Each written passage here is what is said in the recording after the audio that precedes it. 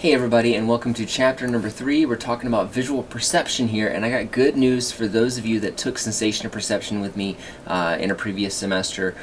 There's a lot of overlap here. There's a lot of things that are going to be very familiar to you that are going to essentially serve as a review. In fact, a lot of the things that sensation perception talks about for visual perception, you remember, that was like 8 chapters just dedicated to vision. So this is going to be kind of an overview of all of that. So if you haven't taken sensation perception and you find this interesting, then by all means, come. I always teach sensation perception every spring, so you're guaranteed to find me there, or usually at least once during the summer as well. But that's the good news. The bad news is that I find that this chapter might be the driest of all the chapters that we're going to cover this semester, and I'm sorry about that. But if you feel a little bit stuck, feel free to email me, and I'd be happy to talk about this stuff, because I know it can be a little bit dry. Let's get into it, though. So we're going to be talking today about information processing, what that means, how it manifests in the real world.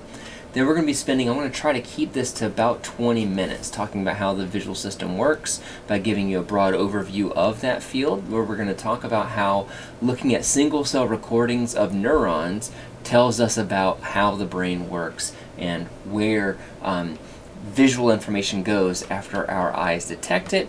And then we're going to, weird, my earbuds just died out for some reason. And then we are going to conclude by talking about how our brain is able to put together all the very, very different visual features that we perceive in our world.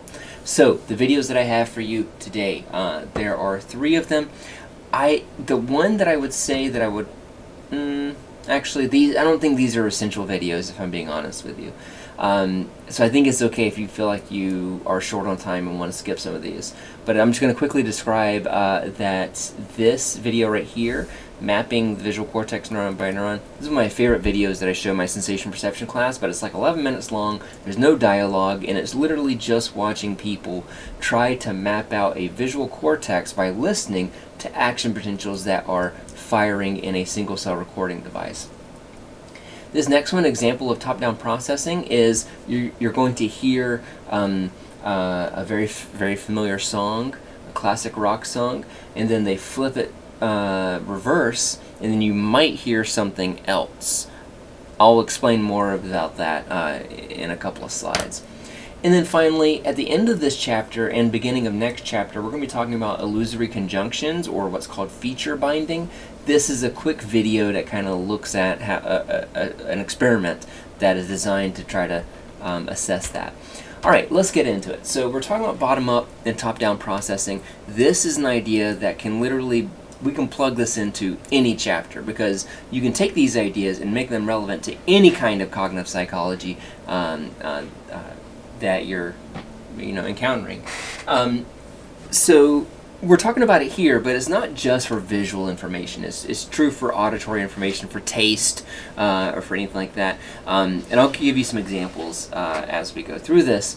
But the idea behind this is that context matters. And you know this because you're a psychologist, or you're a psychologist in training. And I feel like that's one of the core kind of lessons from our major, is that context matters. How can you predict what someone's going to do? Well, it depends on what the context is, right? If you see your friend, how is your friend going to react? Are they going to give you a wave or a head nod, or are they going to run up to you and hug you? Well, it depends on the context. If you are at a Patriots game and you're meeting your friend at the stadium, you might run up and give them a high five, right? If you see them in the grocery store, you may give them a slight head nod, or if you're like me and kind of a shy introvert who gets really exhausted by talking to people, you may move over to the next aisle so that you don't have to have small talk with them. So not that I've done that to anybody in this class, but you know how it might be. So how we behave depends, right? It depends on the context, and that is true for all of our behaviors, even down to the most kind of basic behaviors that we have that are covered in the basic process as part of your degree requirement, which is behavioral neuroscience, sensation perception, cognitive psychology, learning. when you take learning, Dr. Reyes or Dr. Andrade will make sure that you know context matters. So we're going to be talking about this in terms of visual processing, that what we see changes depending on the context. So the two ways that this happens, one, we have bottom-up processing. Bottom-up processing would be like, imagine if you are a newborn baby. If you're a newborn baby, you don't have any kind of ideas or thoughts about how the world works. You're just kind of experiencing it in the moment, second by second. If you're doing that, then you are perceiving the world in a data-driven way. What that means is that for a baby doesn't have any kind of expectations. A baby is just going to be kind of responding to the visual information that it is experiencing, or the auditory information that it is experiencing. So just kind of behaving based on only the sensory input that we get. That's bottom-up processing. Top-down processing, on the other hand, top-down processing is going into a situation with some kind of expectation or some kind of understanding of how things work or what you might encounter. So your kind of preconceived notions, your theories, your ideas, your pre-existing knowledge, these are all things that might impact what you see or what you experience. That is called top-down processing. So and we're going to go over some visual examples. I'm going to give you one of my favorite examples because I'm thinking about it right now, because I have my Westfield mug, as you can see. It has a broken handle because I dropped it. But what's in this? You can probably guess. It's coffee, right? Is it cold coffee or hot coffee? It should be hot coffee, right? It's in a mug. So let's say that I had this coffee sitting on this table or on this desk right next to another mug that's maybe old coffee. And so I'm not paying attention. I reach for a mug and I go to take a sip of it. And whenever I do, it's room temperature coffee, because it's old coffee, so it's room temperature. So whatever, 65 degrees, 70 degrees or whatever.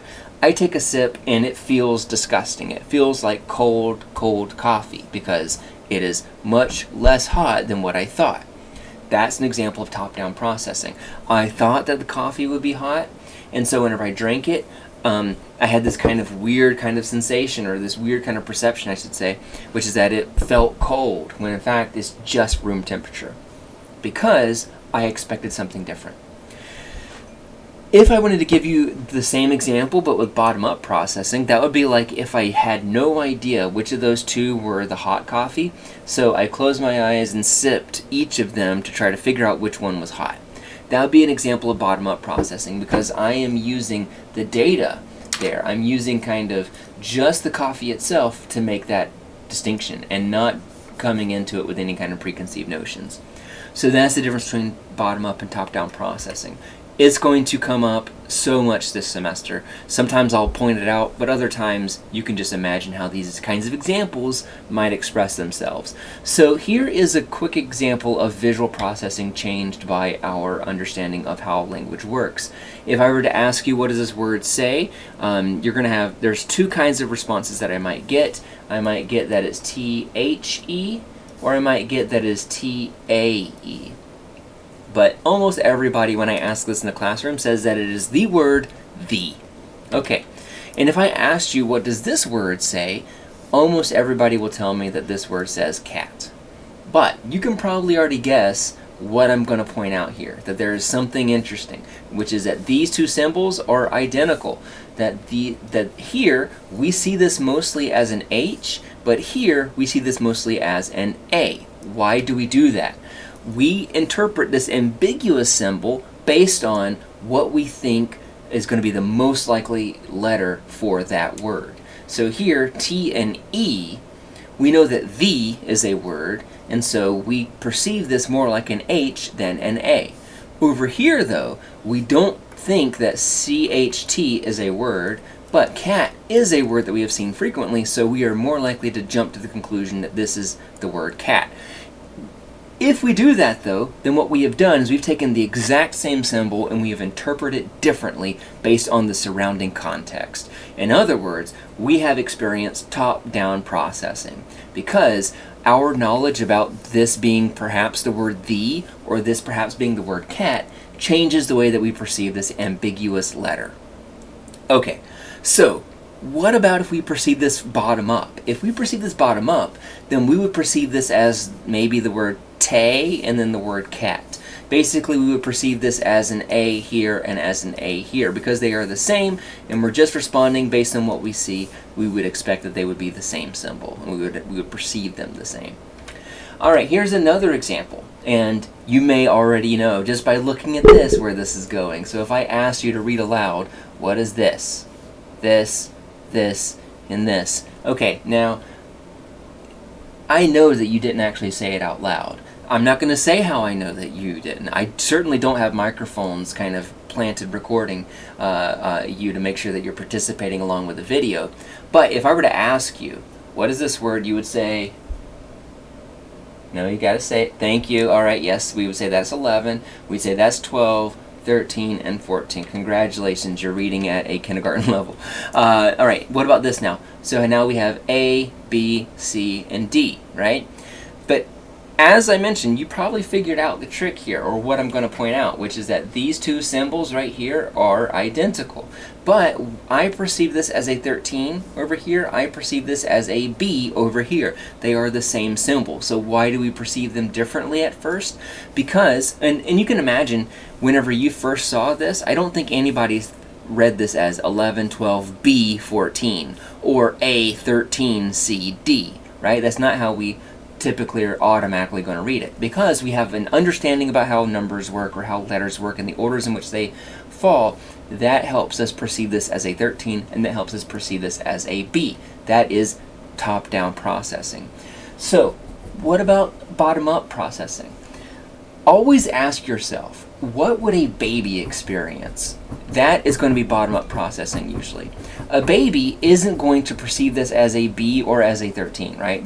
But if we were to test a baby would perceive these two symbols as being identical. Because they don't have a reference point of B or 13 or know what the context in which they show up. Alright, so attention can change the way that we perceive the things around us. And we've already talked about this a little bit because we talked about this O. Craven 1999 article last chapter. And we talked about how there are differences in the brain depending on the instructions that people were given.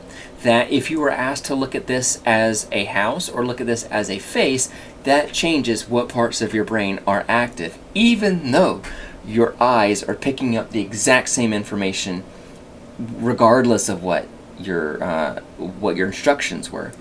In that case, what we're saying then, if you're just looking at this and you have no instructions, that is going to be bottom-up processing because you're just thinking about the visual information. If you are given an instruction to look and fixate on the face or fixate on the house, then you are engaging in top-down processing. So, attention is changing or modulating how our brain is active. In other words, attention changes how you perceive the world, right? So here's another very quick example. You can sometimes find this example pops up on social media from time to time. So your mind is reading this automatically without even thinking about it. So you're able to read that very easily, even though there's very little actual letters here. A lot of it is numbers, right? That we perceive this as the word this, when in fact it is 7H15, right? So why do we perceive it as this word? Well, because this looks like language, and because we recognize other letters and they are arranged in a particular order, and we have a knowledge about syntax and grammar and language, and so we very quickly put it together. We have this understanding about language, which makes us top down. If we were reading this from a bottom-up kind of style, this would be like if you were to start here and say Y0 M1 and 15 or 34 d 1 g.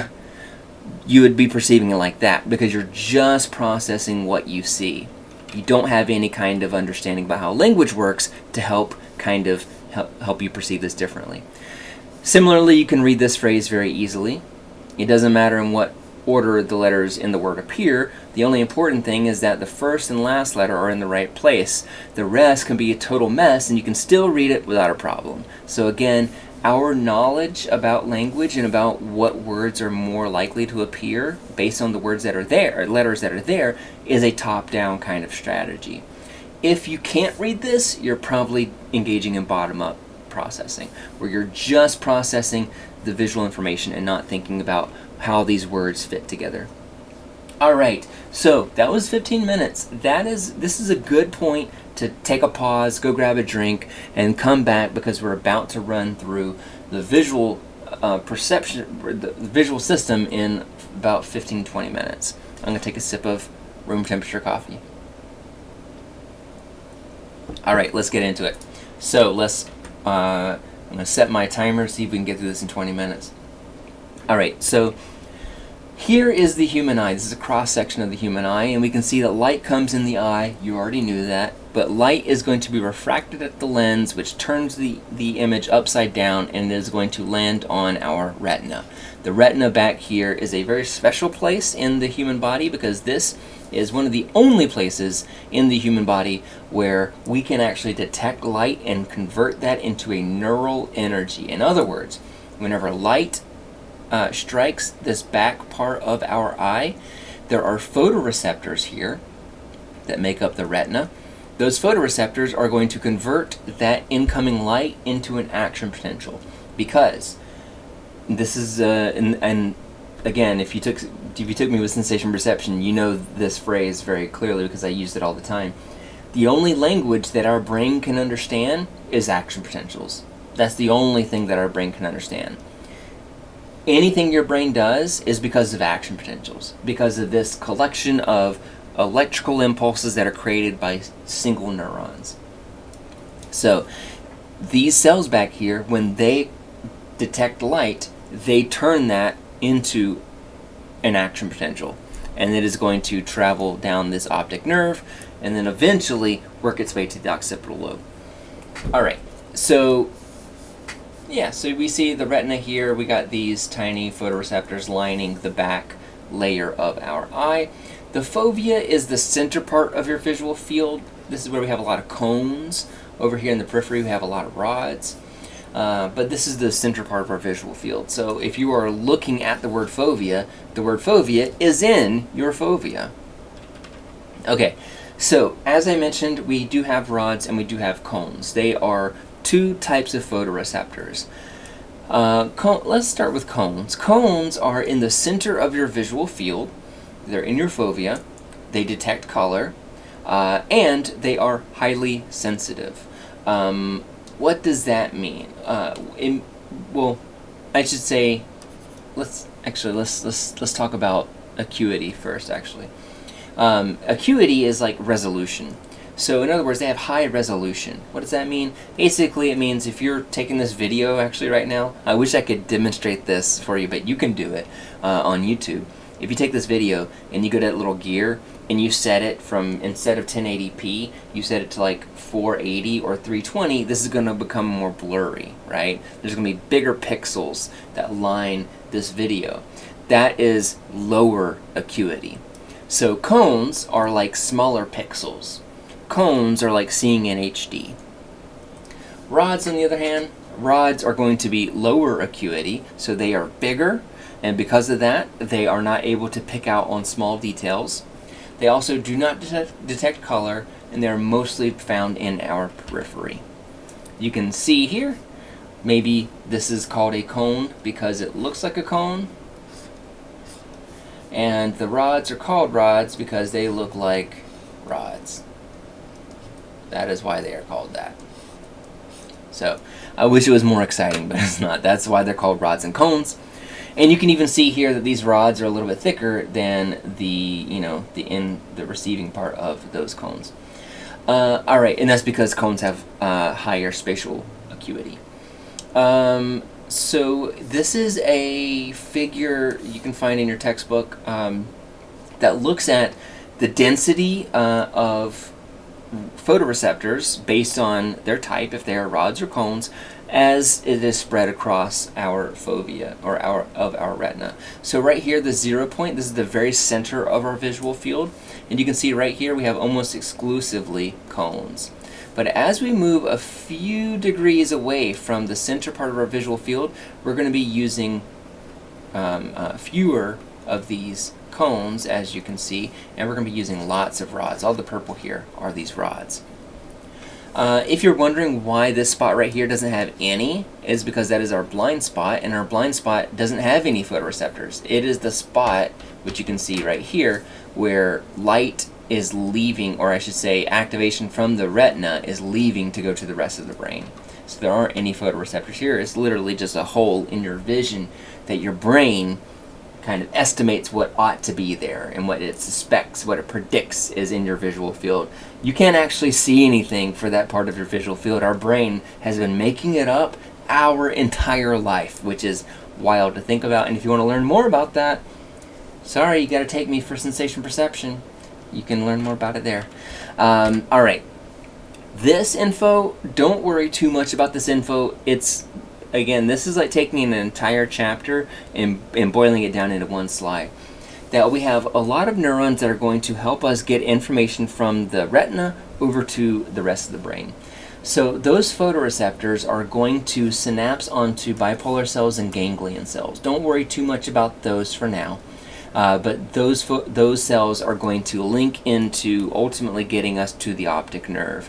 The optic nerve is then going to travel to the thalamus, where it feeds into an area called the lateral geniculate nucleus. The lateral geniculate nucleus is kind of a relay station. So some incoming information is going to go to one part of the occipital lobe, other information is going to go to the other part of the occipital lobe.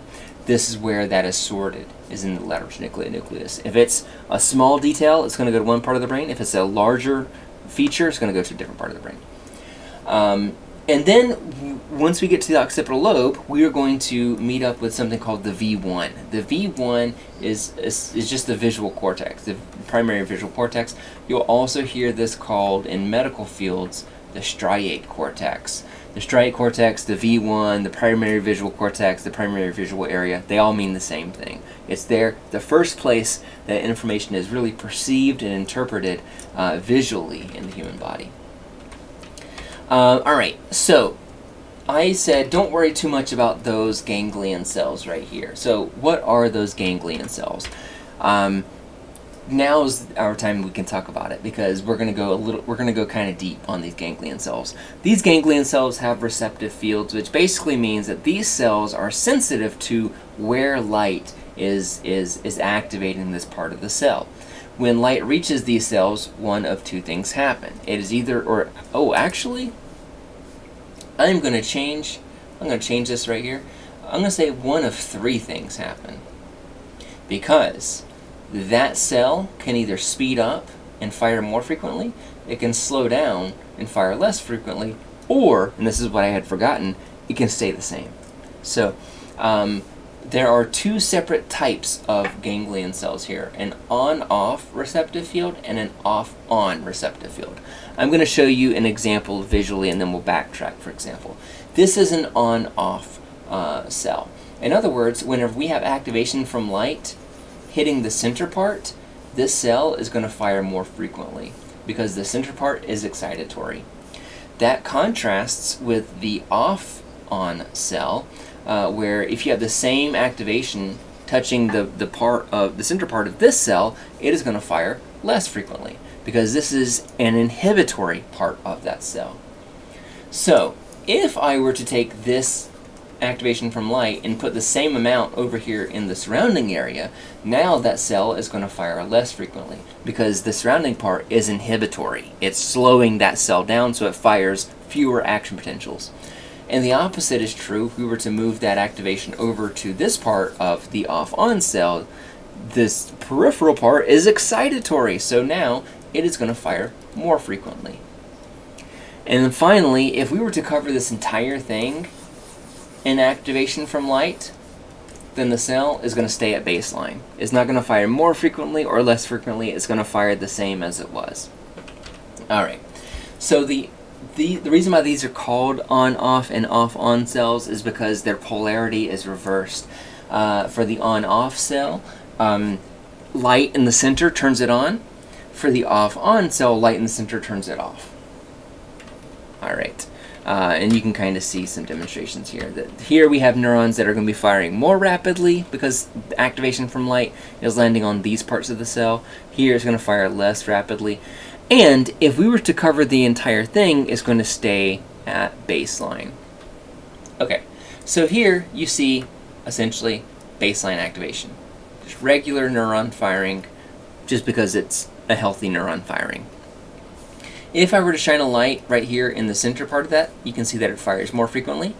If I were to spotlight it on the periphery, it's going to fire less frequently. And if I do both, if I combine it so that it's half and half, then it's going to go back to baseline. It's neither going to be excited nor inhibited at that point. So, bringing this all back to what does this have to do with top-down processing and bottom-up processing? Why do we talk about that? Because context matters, and it matters at a very, very basic perceptual level. Here is an example of an optic illusion. If you haven't seen this before, you already know, because you're in college, you're smart, you already know what the trick is here. You know that A and B are the same color. But you know cognitively that they're the same color, but they certainly don't look like the same color, right? I've taught this example a number of years now, and even to my eyes, these look like different colors. Even though I know they're the same, they don't look the same. Why is that? I'll explain, but let me go through this first. So here you see A and B. They look different, or at least to me they do. I want you to think about when they look the same. So you can see here I'm removing some context. I'm removing some of the checkerboard. Do you see them to be the same now? What about now? To me they still look different. And here, this is where they start to look the same. You can see that I have isolated these two squares, and now I've isolated them even more. And now at this point, they are clearly the same color. They're clearly both the same shade of gray. But when I give you the full context, that's no longer true. So I know that these are the same color, but they don't appear that way here. I perceive them differently here. Why is that? This is because of top-down processing, believe it or not. Why? Why is it top-down processing? It's top-down processing for two reasons.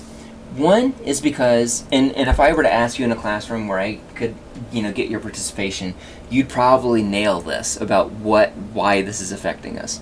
And if you want to know more, you got to take Sensation Perception, Chapter 5. We'll talk about it in detail there. So, there are two things happening. One is that there's a checkerboard.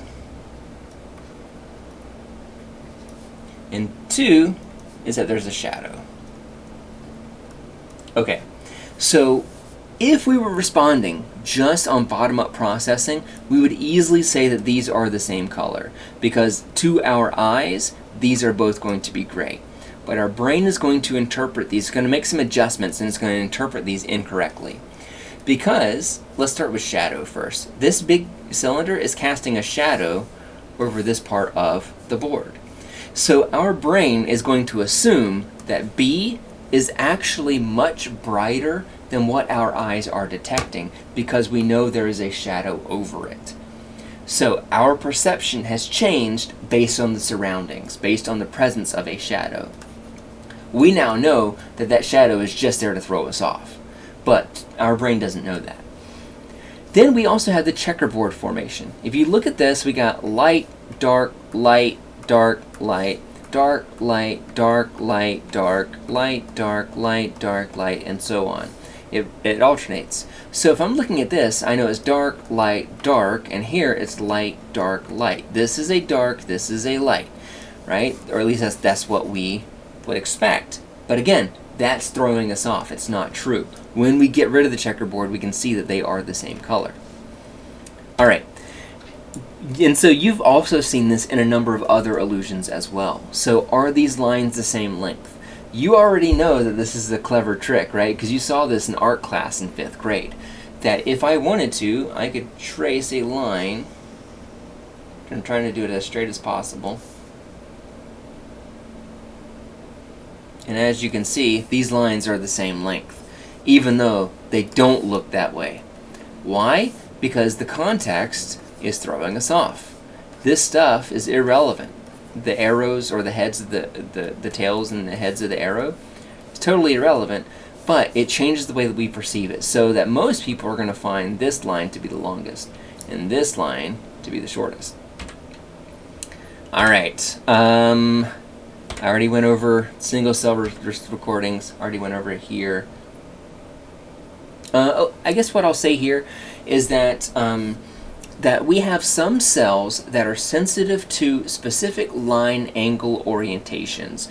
And at the very beginning of this video, I pointed at a video that I said was like 10 or 11 minutes long, and it was just looking at cells firing.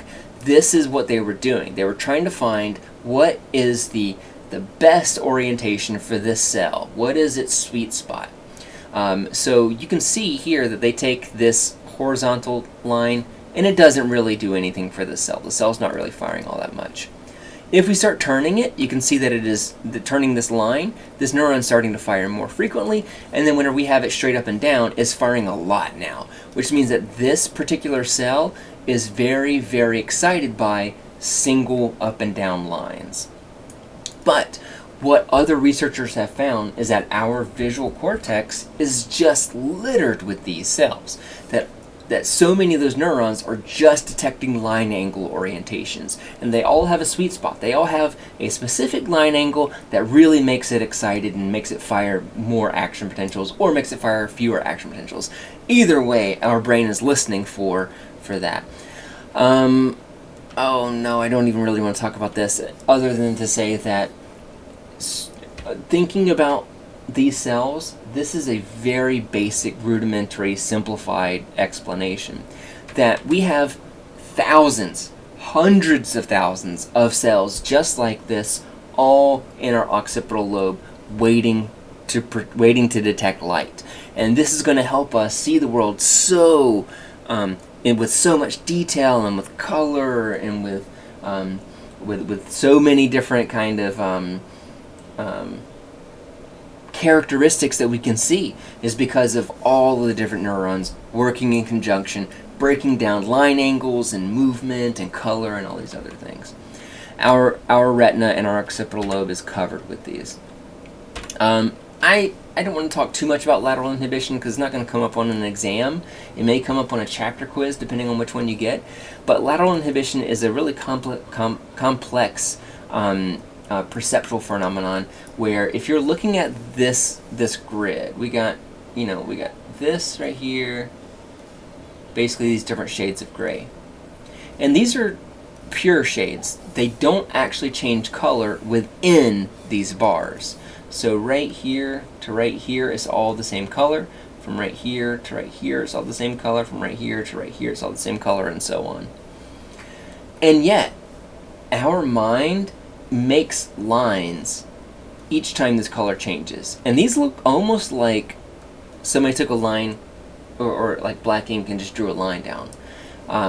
That's lateral inhibition. Why does that work?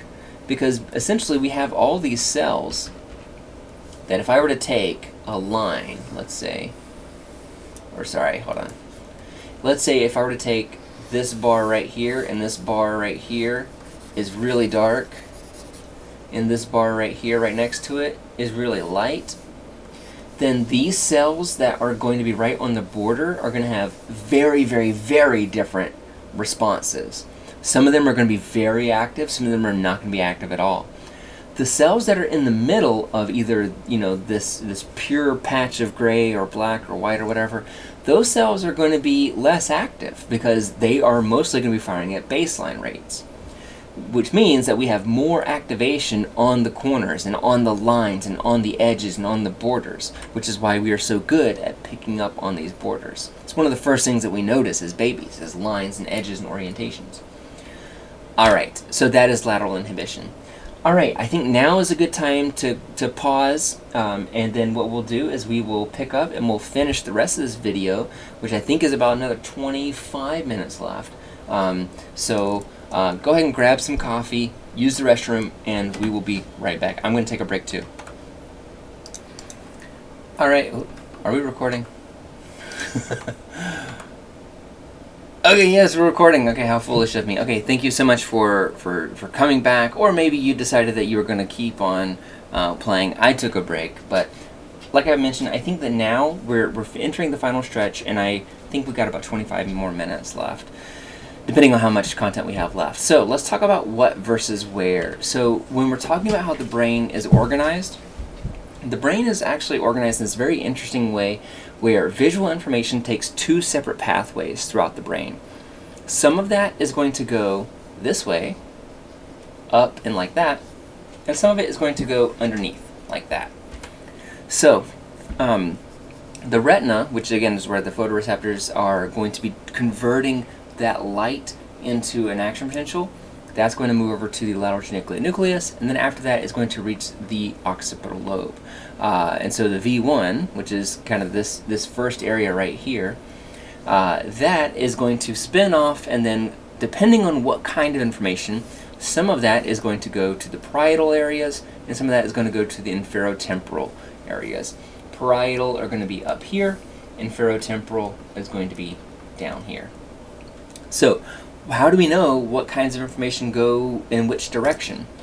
Well, it depends on if we're talking about the identity of an object or the location of an object. Those are actually two separate ideas, or two separate characteristics of visual information, even though it doesn't always feel that way. Like, for example, think about this mug right here. If I were to ask you, what is this? You would be able to tell me it is a mug.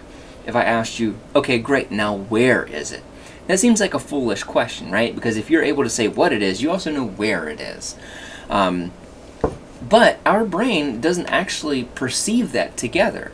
It perceives those two queries or those two questions as separate, in that they are processed in different parts of the brain. It's not until later that we really kind of bind those ideas together. So, so that's what we're looking at right here.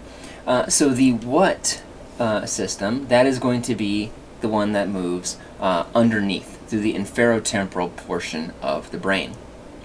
That is going to be referred to as the what system, because the identity of an object is what is encoded down in that direction. So if you are looking at this, you're able to say that it is a mug because of areas, well, let me back up, here moving down from the V1 down this way through the inferotemporal cortex, or through the inferotemporal, through the temporal lobe, but the inferotemporal areas, which are kind of underneath. The other system is the where system, which is responding to the location of an object. So if I asked you, where is this mug, you would be able to probably solve that very easily, but that's going to be taking a totally different pathway. That's going to be taking this pathway above, over the top, to the parietal lobe. So those two kinds of information are separate. They are independent of one another, even though it doesn't feel like they actually are in everyday practice. So I would definitely encourage you to check out this video right here. If you have taken, I think this is the most interesting video that you'll see in this chapter.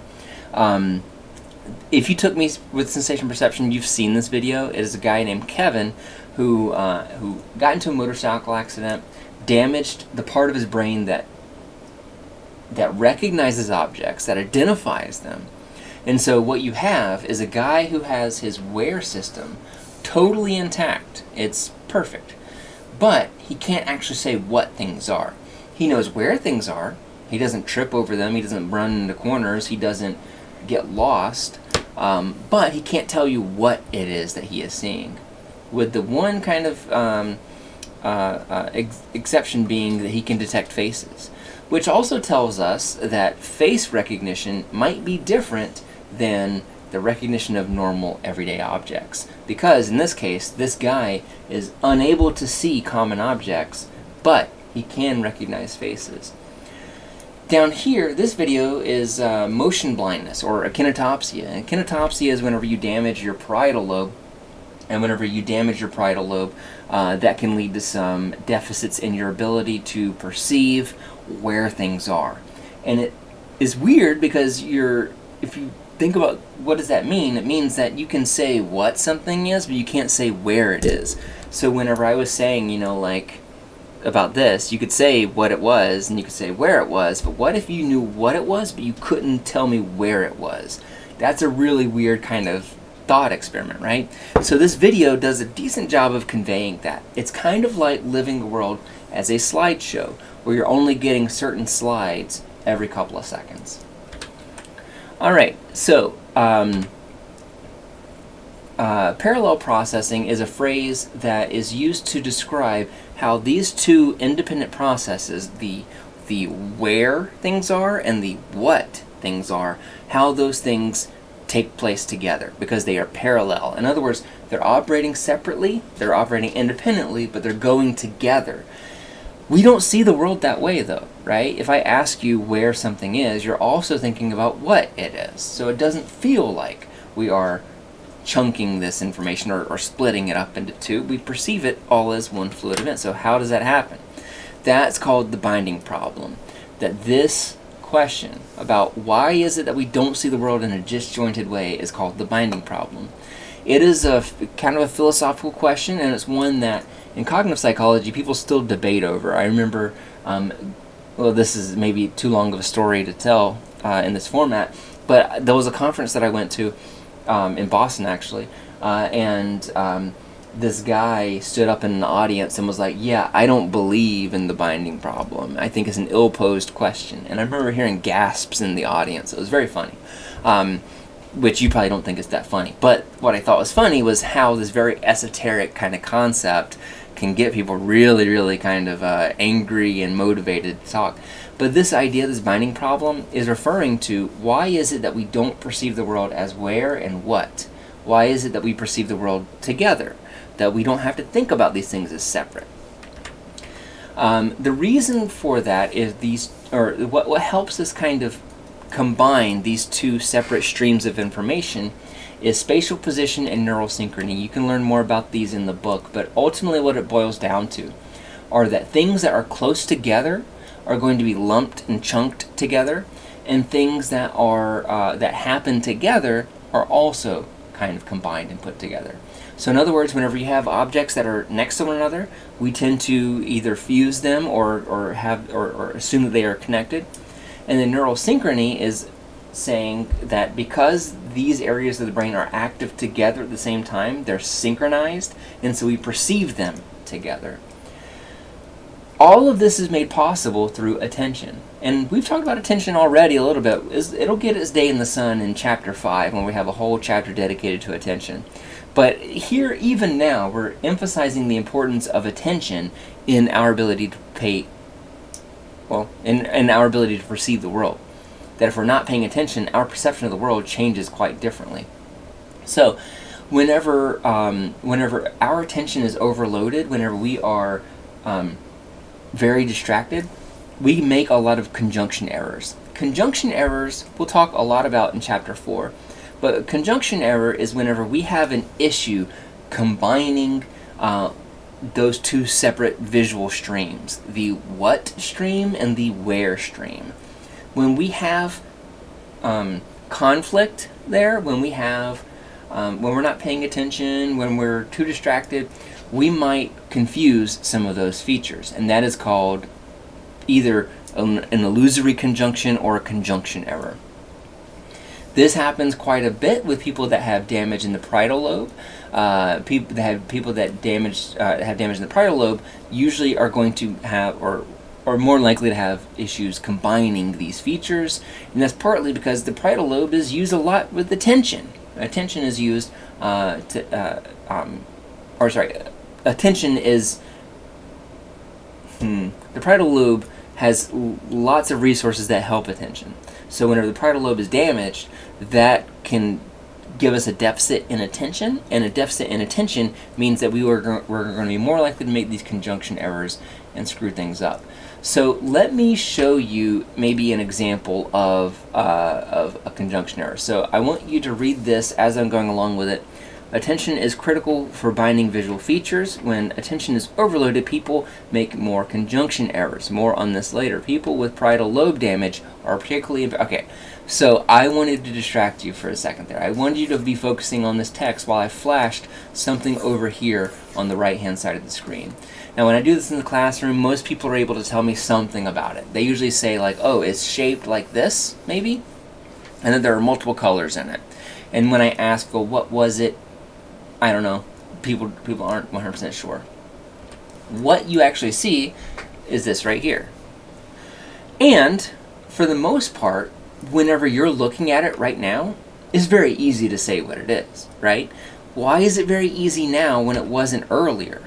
It's very easy now because you're able to put your entire attention on it, and so you're able to pick out these details. The shapes, the colors, how they are all combined together, maybe even, like their order, the relative size and order compared to one another. If we're not paying attention, then we might say something like, oh, I thought that this down here was blue. That's an example of a conjunction error. Whenever we have our attention spread out, whenever things are, when we're distracted, when we're not focused, we are likely to make these errors in our perception. Okay, so changing gears a little bit, because this idea about conjunction errors and illusory conjunction binding problem, we're going to be picking up chapter 4 starting there. So we're going to kind of work our way back into our discussion about top-down and bottom-up processing to show why they are relevant in vision.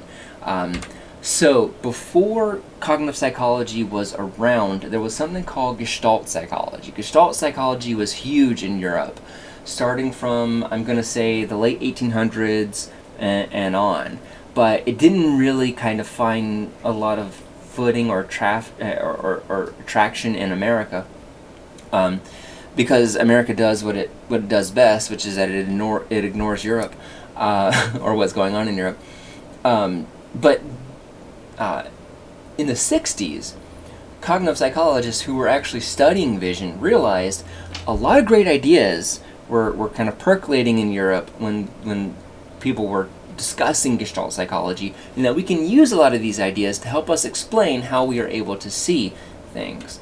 So, what is Gestalt psychology? If you've never heard of Gestalt psychology before, Gestalt psychology, Gestalt is German, translation mostly to whole, or something like that. And the principle of it, the idea behind it, was that what we experience perceptually is more than what we experience in terms of our sensory input. What does that mean? Basically, it means that if you, let me think. The phrase that you see a lot is that this is more than the sum of its parts. That perception is more than the sum of its parts. So what that means is that if you were to look at a random object, if you were to look at, for example, this right here, you can tell me that it's a mug. Great, you can tell me it's a mug, but you can also tell me what this cartoon on the front is, and you doing so is an example of your perception being greater than the sum of its parts, because you are able to see what this is. You know it's related to Westfield, and so you know it's the head of an owl, specifically Nestor the owl, the mascot, right? So that is an example of how our perception is more than what our eye is just detecting. But Gestalt psychology came up with lots of principles of organization, lots of little tiny kind of perceptual details that we kind of pick up on and integrate into our everyday vision that we don't even really think about. They're automatic, and they help our perception be greater than the sum of its parts. So here are a couple of examples of this. I'm not going to go through all of these in a lot of detail, because if you want to, you can take sensation perception and learn more about it there. But if I were to ask you, for example, see these 16 dots? Describe them for me. Most people would say what you have here is 4 columns, one that's tan, one that's red, one that's tan, one that's red.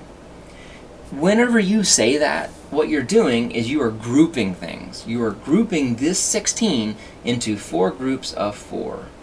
You're making these columns.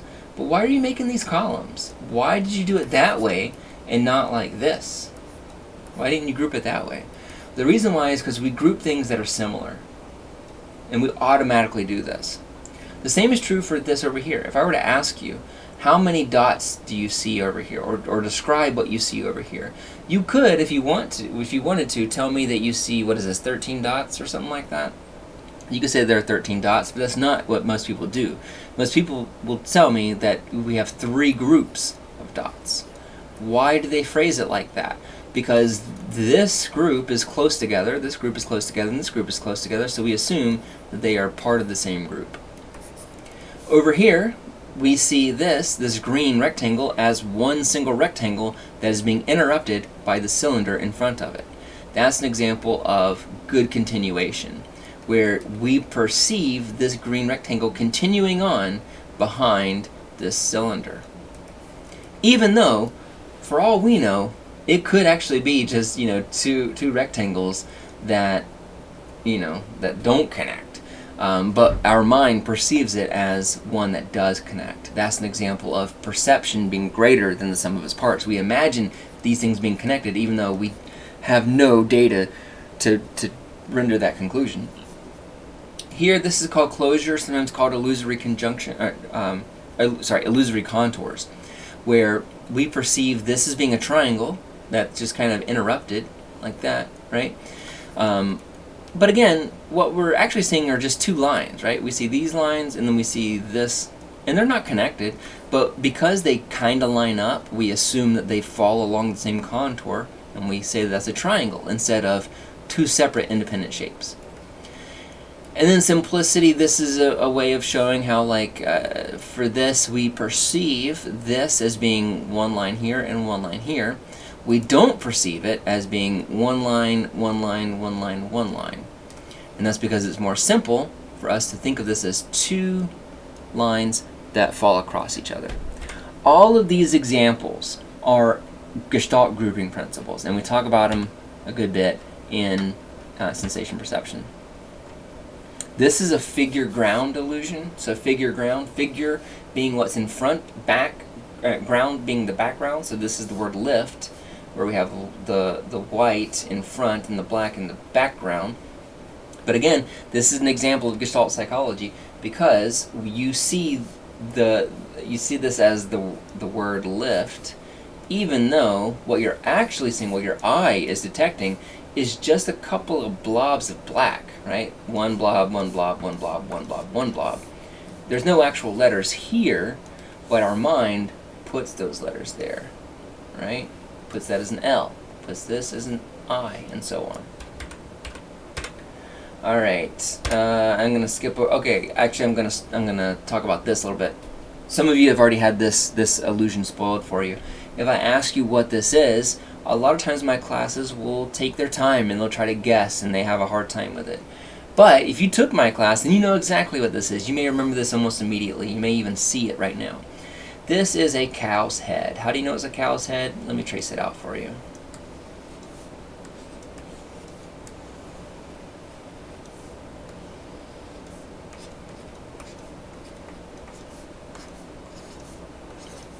Alright, so there we go. We got our little cow right here. This cow has got his head over a fence, as you might be able to see here. So this is a cow. This cow is checking us out. It's asking what's up. But we don't really perceive this as a cow at first. But we perceive it as a cow maybe now. But here's the interesting thing. If I get rid of all of this tracing like that, you still perceive a cow there. I can go to back to this page, and when I pop this over, you immediately see a cow. Why is that? You perceive it because of top-down processing now. Before, when you first saw this, and you were trying to figure out, what is this? What is this, a shape, or is this a contour? Is this an edge? That is you using bottom-up processing. You're trying to use the visual data to make an inference about what you're seeing, or to try to describe what you're seeing.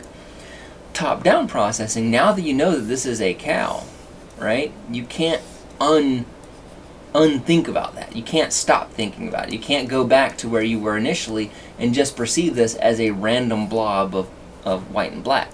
Now you're going to perceive it as a cow because you have the knowledge, you have the background info that this is a cow, and now you're going to perceive it as top-down. Here's another quick example. If you're using bottom-up processing, you're just seeing a bunch of white and black spots.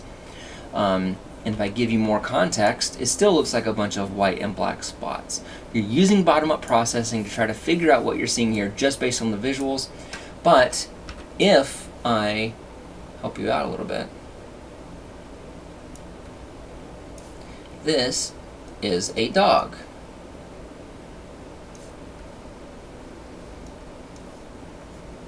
There you go. There's the dog, and there's his collar, right? There's his big flappy ear.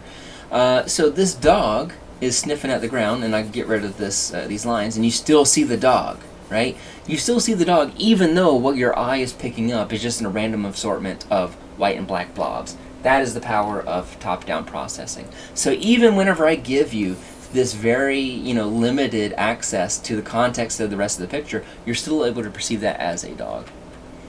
Here's another example of figure ground illusion depending on where you're focusing. If you're focusing on the front piece here, then if you're making that your figure, then this looks like a bunch of chess pieces or pillars. If you are looking at the black figures here, then you see what looks like maybe like two monks talking, pairs of monks talking to one another. That is figure ground illusion. Alright, we just talked about that. And the last thing that we'll talk about is what the textbook calls an unconscious inference. Now, when we're talking about top-down processing, that sometimes that we automatically are going to make an inference based on what we know. So, for example, if I were to ask you, how big is this dog? This dog takes up a lot of your visual field, so you might assume that it is giant. However, you know that it's not, right? You know that it's not, partly because you can see this chair right next to him. And you're going to use this chair to kind of get a feel for exactly how big this dog is. So when you do that, you're making an unconscious inference. You're also using top-down processing whenever you're doing that. You're making a judgment based on what you know about how the world works. So that is an example of, again, more top-down processing that allows us to perceive the world the way that we do. If we just saw this dog and we'd never seen a dog before, then we would be using bottom-up processing. Here, finally, is just a reminder that context matters. These two, and I'm going to take over the screen here, that this right here, just trying to make sure you can see it. If I were to take these tables and ask you which of these tables is bigger, most people will say that the one on the left is bigger. But as you can see, I'm going to isolate this so that I'm only looking at this table right here. And I am going to rotate it now and put it up next to this.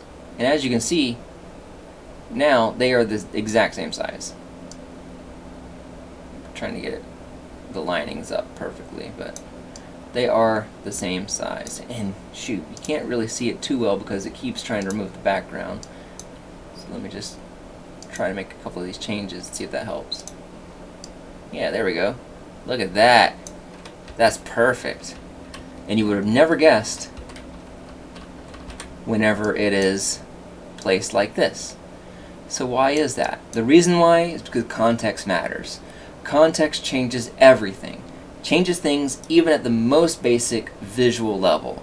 Whenever you don't think that your cognition's getting in the way, it's already starting to change the way you see the world. That feels like a great place to end, right as we are closing in on an hour-long video. Thank you so much for tuning in and watching, and I will check you later for Chapter 4 when we talk about object recognition. How fun. I will see you later. Bye-bye.